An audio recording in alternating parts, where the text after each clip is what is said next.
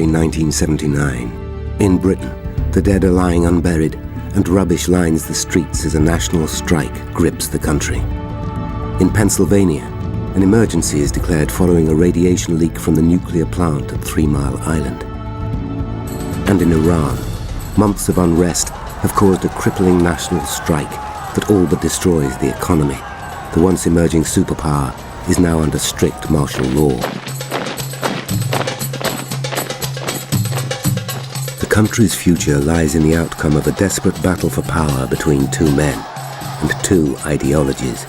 One is the reigning monarch, Shah Mοχάμεντ Ρεζά Παχλαβί. The other is an exiled Muslim priest orchestrating a revolution from a bungalow in the suburbs of Paris.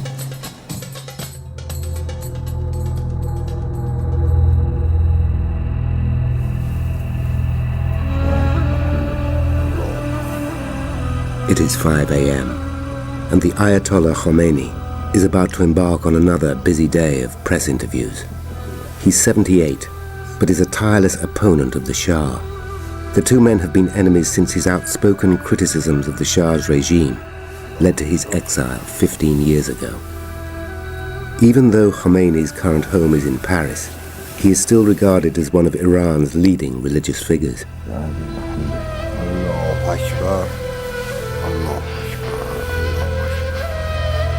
He hopes to persuade Iranians to depose the Shah, even if it means bringing the country to its knees.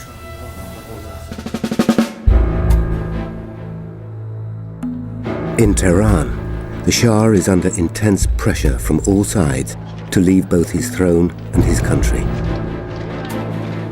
Although he's been king for almost 4 decades, for the last year people have been staging violent protests against his absolutist rule.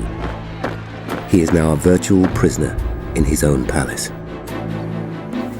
His security advisor has told him that he can no longer guarantee to keep the palace secure from the mobs rampaging all around the streets of Tehran.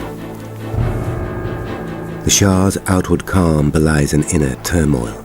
He maintains his usual routine, breakfasting on black coffee and toast, but even his Great Dane Benno is subdued, seeming to sense that something is wrong.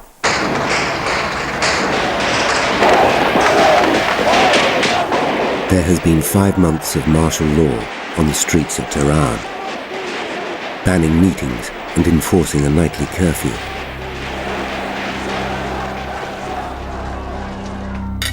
But every night, the shouts of the protesters reach the Shah and his wife, the Empress Farah. He had thought there was a sacred bond between him and his people. He simply cannot understand their hatred. Tonight, their favored chant is "God is great, death to the Shah."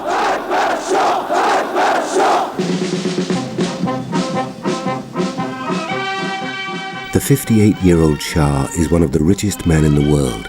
He is a jet-setter, frequently seen driving fast cars, flying his own plane, or speeding down the slopes of St. Moritz. The Shah came to power in 1941, aged 21, following in the footsteps of his father. His wife, Farah, Empress of Iran, has considerable political power and influence. Together, they present themselves as a modern, westernized royal family. The Shah thinks of himself as a dedicated leader at a difficult time in Iran's history. The country balances uneasily between East and West. Internally, it is in a state of flux as he attempts to impose within his lifetime something that has taken Western Europe centuries to achieve, the change from a feudal state to a modern industrial nation. Using the huge wealth afforded him from the country's vast oil revenues, his reforms have been too fast. The economy has overheated. People have piled into the overcrowded cities looking for work, only to find poverty. He flaunts his admiration of the West, has banned the veil for women, and so aggravated the Muslim clergy.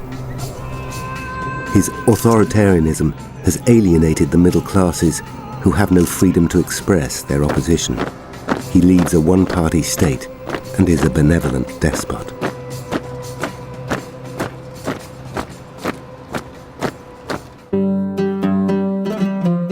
Ayatollah Khomeini and his aide Ibrahim Yazdi take their daily walk through the streets of suburban Paris and discuss their strategy for ousting the Shah. Yazdi has sacrificed a great deal to be here. He is an American citizen who has left behind a young family and a high-flying career as a medical professor in Texas. Khomeyni contacted me and asked me to come, and I felt happy to support him. For me, there was nothing more important than supporting an Islamic revolution and liberating my people. Amir Pershoja, the Shah's loyal valet for the last 12 years, has noticed him becoming increasingly thin and haggard. He wonders if the rumors of cancer are true. This has been a royal secret. In fact, the Shah has been receiving medical treatment for lymphatic cancer for the last 5 years, but the country has not been told for fear of making the monarch seem weak.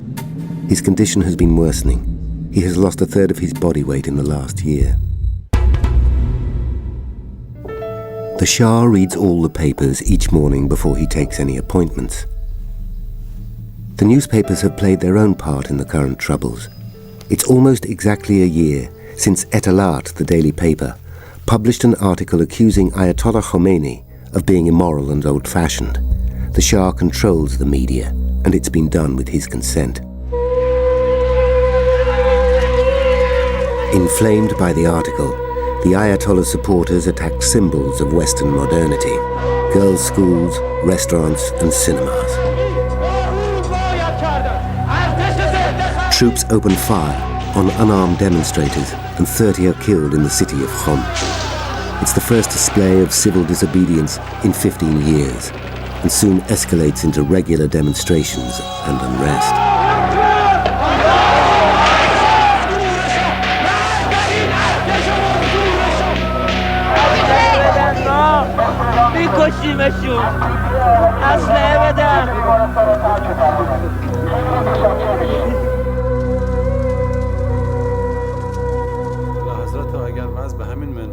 In March 1978, a week into the rioting, the Shah summons his generals to resolve the crisis. They tell him Iran is on the brink of revolution. Their solution is an immediate military crackdown and estimate that thousands may die as a result. The Shah says he cannot condone the death of his people and turns them down. The generals see this as a critical error of judgment. The violence and bloodshed has continued to escalate over the last year.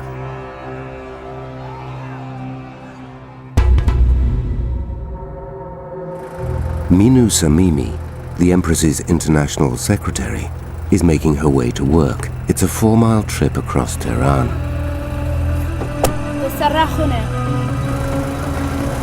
She's worried about telling the taxi driver her destination, as some who work for the Shah have been kidnapped, so she gives him an address round the corner from her work. Walls are covered in graffiti, and troops are stationed all around the city. Tehran feels like a war zone. There was a horrible tension in the streets. Dissatisfaction and frustration could be read clearly on people's faces. Every day I saw evidence that the link between the regime and the people no longer existed. Even my job in the Empress's private office seemed unreal compared with what I was experiencing in the streets.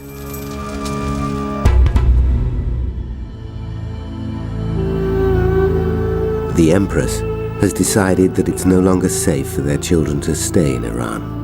So she has arranged to fly them to America with the royal valet. They leave for the airport this morning. She doesn't know when she will see them again. Those last days before the children's departure had been terrible. At only 8 years old, Layla didn't seem to be aware of the dreadful tension. But Ali Reza did not hide his uneasiness. I had put their departure off till the last minute, sensing that it would mean the end of a family life that had given us so much happiness. At the airport, they have their papers checked by an immigration officer whose manner is offhand. اینا خانواده سلطنتی هستن. ما قبلا چک نمی‌شدیم. در حال حاضر ما چک می‌کنیم پاسپورت. اصلا مهم نیست. In a deliberate breach of royal etiquette, he calls them by their first names, which shocks the valet and the children. Princess Layla looks close to tears.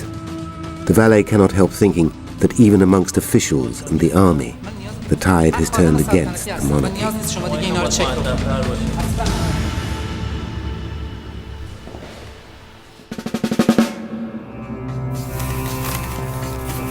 At Khomeyni's headquarters in Paris, Ibrahim Yazdi's first task of the day is to be briefed by a rota of volunteers. They are international students who analyze the world's press and assess Khomeyni's popularity and position.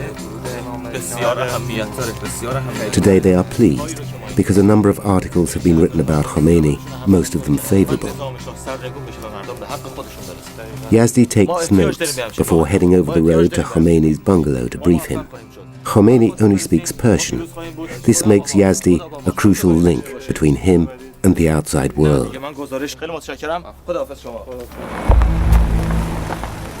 In Tehran, as Minu arrives at work, she hopes that today the rumors of the Shah's departure will be confirmed. Because of her job, she has been expected to show loyalty to the Shah. She has come to work every day, despite the dangers. Burnt-out cars lay smouldering upside down. Last night she listened to the BBC World Service, reporting more stories of the meltdown in Iran. There are reports of mob killings, bandits on the main highway. A traffic policeman has been stabbed to death by a teenager. Minu feels that Iran has been thrust back hundreds of years. During the last year, the letters addressed to the Empress from all over the world were witness to the fact that the foreign media had taken political unrest in Iran far more seriously than the Shah and the security police. If only the Shah would agree to withdraw from the political arena, become a constitutional monarch, and put an end to absolutism. If only he would announce free elections so that opposition groups could be represented in parliament. Why was he holding back? The Shah, who prides himself on his links with the West, is surrounded by advisors who have been telling him what he wants to hear. They say that nobody will take Khomeyni seriously because the West will respect a man in a suit more than a bearded mullah. This proves to be a spectacular miscalculation. In contrast, Khomeyni seems to have an intuitive understanding of Western public opinion. This morning, he's giving his 132nd interview in the 3 months he has been in France. In current regime, there is no democracy, but we're gonna establish new kind of democracy, Islamic democracy in Iran. He's careful to present himself as a moderate and pious man, and is winning favor with the European and US media.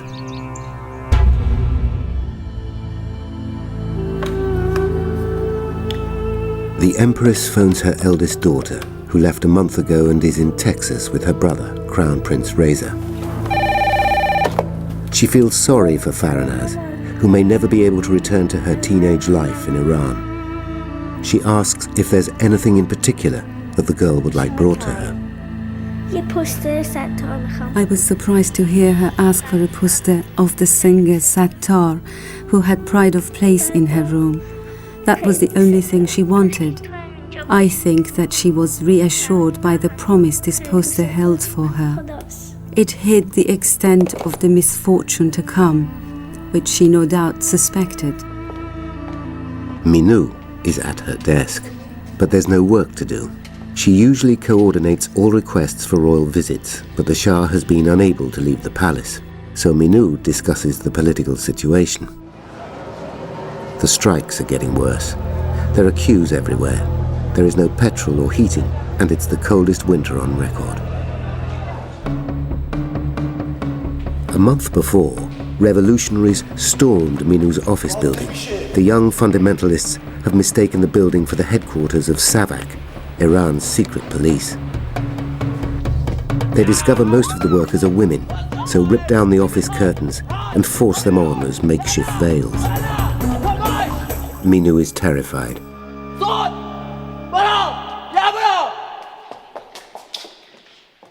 Khomeini is recording his daily speech. His methods of communication are ingenious. His speeches are recorded on audio cassette and played down the phone to over 9,000 mosques all around Iran.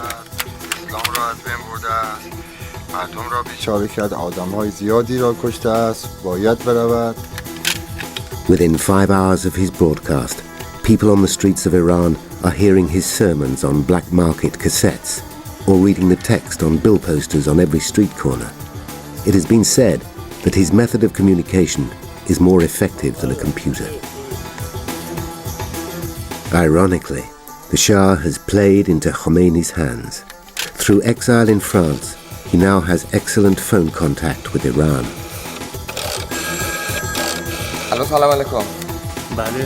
The Shah has also inadvertently provided him with an army of well-educated students. They were the first to benefit from the free education he introduced in Iran, and the first in turn to be alienated by the lack of intellectual freedoms. Through his sermons and speeches, Khomeini has played his part in choreographing the rising unrest in Iran. He tells people where and when to demonstrate. Huge numbers of students and women wearing the veil are regularly seen protesting peacefully. 2 months after the newspaper article criticizing Khomeini, a huge demonstration calls publicly for the deposing of the Shah. After 4 decades of authoritarian rule, this is both bold and shocking. Between March and September 1978, the unrest gets more frequent and more serious. The Shah's military advisors fear that the mullahs may be planning to march on the palace. They finally persuade the Shah to impose martial law. This comes into force on the 7th of September.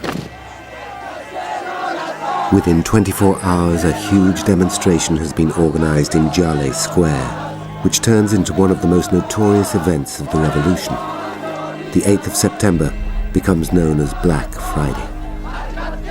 So many people fill the square that the crowds become crushed and panic ensues.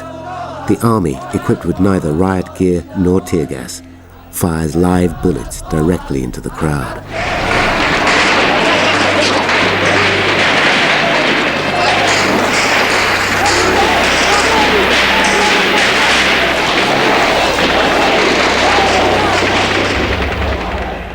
"200 people are killed." On Jaleh Square and Jaleh Street, where demonstrators shouting virulent slogans against the Shah had been tear-gassed and fired on by troops in the morning, all appeared This tragedy triggers a national strike that is to cripple the country's economy and destroy its leader. After the curfew started, there were reports of continuing gunfire in the south and east of the city. Official figures broadcast in the early evening admitted 58 people killed and 205 injured.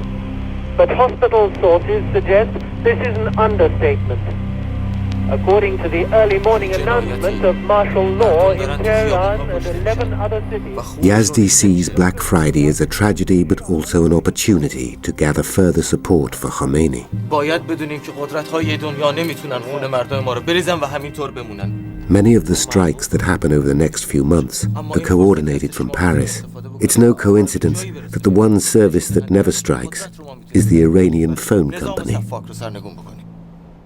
By November, there is no air traffic in or out of the country. The oil industry, which made Iran one of the richest countries in the world, has shut down. Mobs set fire to hundreds of buildings in Tehran. The Shah responds by sacking his government, admitting to his mistakes, and promising to devolve his powers and take up the role of constitutional monarch. It is too little, too late. Khomeini responds by saying, in one hand the Shah holds a letter of repentance for his crime, but in the other he holds a bayonet and a machine gun. On November the 9th, the American ambassador in Tehran, William Sullivan, advises President Carter by telegram that the Shah is finished. the State Department urges support for the Shah be swiftly withdrawn in favor of a new regime. The Shah gives press interviews saying he has no intention of abdicating his throne. He tells a journalist, how would the world react if Pope John Paul, a Pole, openly asked the Polish people to rise up against their communist government? The world would say he was mad. Yet Khomeyni has done the same thing in Iran, and the media hangs on his every word.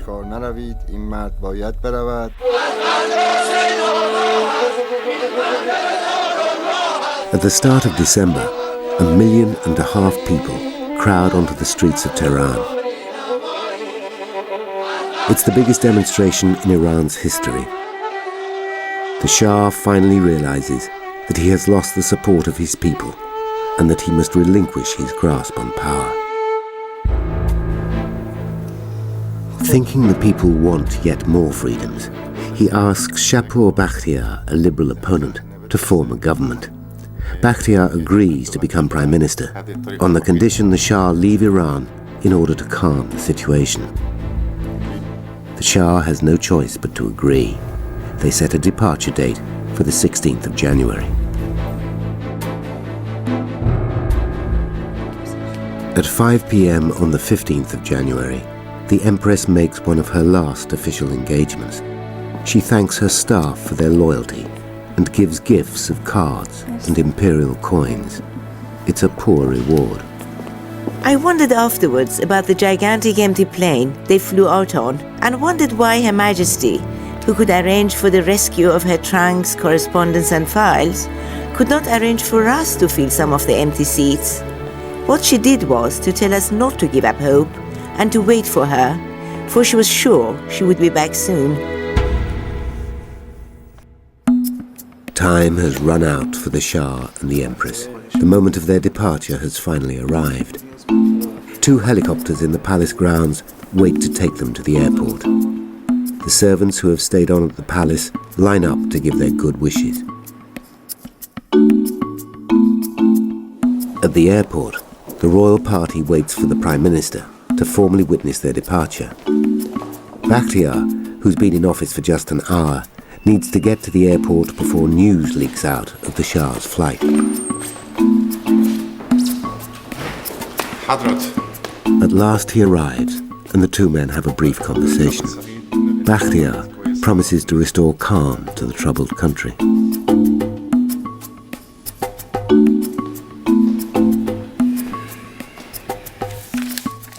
But in Paris, Khomeyni has already set up a revolutionary council, which he proclaims will replace Bakhtiar's government.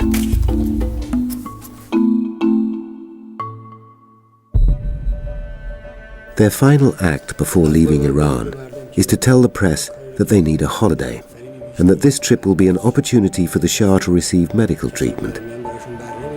It is the first time they refer to the Shah's illness in public.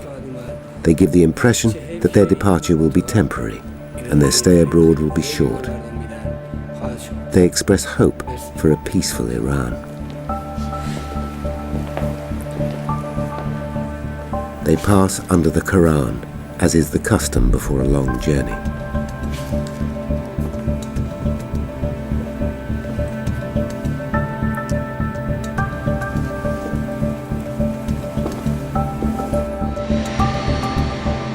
The wintry day fits the mood of the crowd. Their supporters can barely contain their emotions.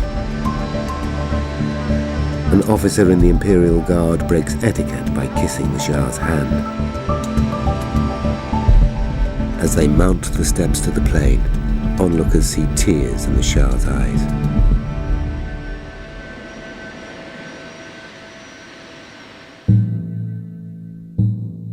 In a final flourish of royal bravado, the Shah takes the controls of his own Boeing 707 called Shaheen, or Falcon, and flies himself out of Iran for the last time. We rise up into the wide expanse of empty sky. I have this dreadfully painful feeling of having lost everything, my friends, my country. The feeling that my heart is broken, torn to pieces. I would have rather died here than set out on this wandering life. Shah's long-awaited departure, probably one of the most significant royal exits in history, took place quietly but amid the characteristic confusion of the past 2 days. His voyage may well turn into effective exile. As soon as word spread, drivers in cars and lorries honked their horns in a blaring celebration. Within an hour of their departure, people take to the streets. There is jubilation. People throw dried fruit like confetti and tear the Shah's picture from the middle of banknotes. In the present political upheaval in Iran, which has pushed the Shah out finally, it's hardly likely that he can return.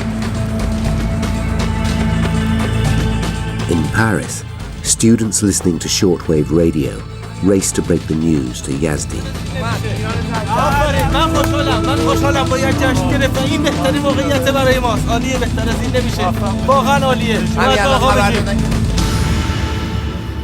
As Khomeyni finishes his 10 o'clock prayers, he is told about the Shah.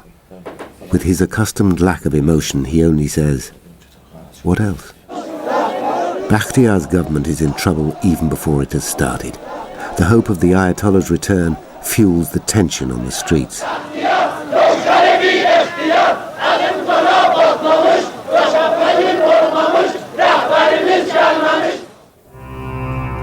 2 weeks later, Ayatollah Khomeyni returns to Iran, despite pleas from the Bakhtiyar government to stay away. Yazdi fills the plane with dozens of journalists to record the historic journey. We took them as a human shield. We knew that no one would try to shoot at the plane if they were there. Before we left Paris, a friend of mine sent 3 bulletproof jackets for us from America. Khomeyni didn't want to put his on, and it was my job to persuade him.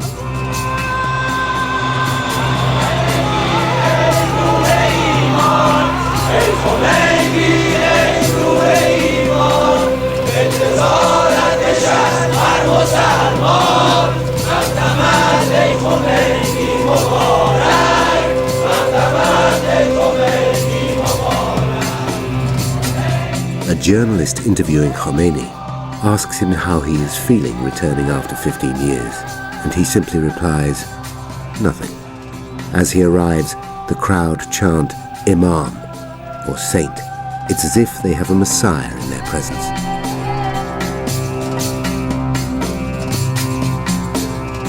Within days, Khomeyni undermines and destroys Bakhtiyar's interim government and spends the next decade ruling Iran. During this time, he is responsible for the execution of 10,000 people and an exodus of 2.5 million Iranian citizens. Minu Samimi and her colleagues are all held prisoner for 2 weeks and undergo interrogation by Khomeyni's militia. An officer loyal to the royal couple secures her a passport, and Minu leaves on the flight to London. Ibrahim Yazdi is later renounced by Khomeyni for his part in trying to resolve the US embassy siege. He later expresses regrets about his role in the revolution. If the new generation ask me what went wrong with the Iranian Revolution, I would say that no one discussed what we wanted. We insisted only on what we didn't want: the Shah. Shah Mοχάμεντ Ρεζά Παχλαβί never again sets foot in Iran. After 18 months as a wandering exile, he dies in Egypt in July 1980. Radio Tehran announces his death with the words, "The bloodsucker of the century is dead."